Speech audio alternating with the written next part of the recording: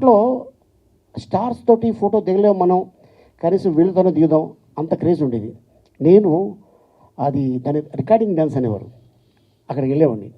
ఆ తర్వాత అది అయిపోయిన తర్వాత నాటకం ఏదో బాగుందంటే కంటిన్యూగా చూసేవాడిని.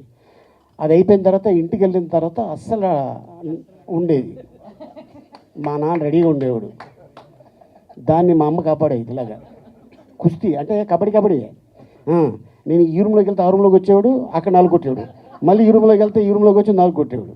తర్వాత ఇక వీడు ఎంత కొట్టినా ఇంతే అని మా గురుగారు శ్రీపాద అజిత్ మోహన్ మిత్ర రాజమండ్రి, ఆయన ఆర్కెస్ట్రా ఉంటే, సార్ మావాడు కొంచెం చదువు మీద ఇంట్రెస్ట్ చూపిస్తలే సార్, ఆడికి ఎంతసేపు కళ సినిమాలకు వెళ్ళిపోతుంటాడు అని ఇలాగ చెప్పగానే, సార్ నా దగ్గర పంపించాన్నారు.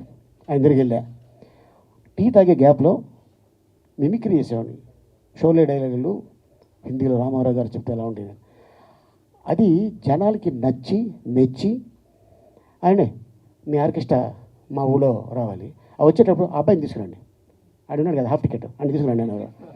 నేను అప్పటిదాకా నిక్కర్లు వేసుకునేవాడిని, ఎప్పుడైతే ఈ షోలకు వెళ్తానో ప్యాంట్ వేసుకోవడం స్టార్ట్ చేశాను. సో అట్టాగా నా కెరియర్ మొదలైంది. నాటకాల నుంచి, స్టేజ్ మీద నుంచే నా లైఫ్ వచ్చింది.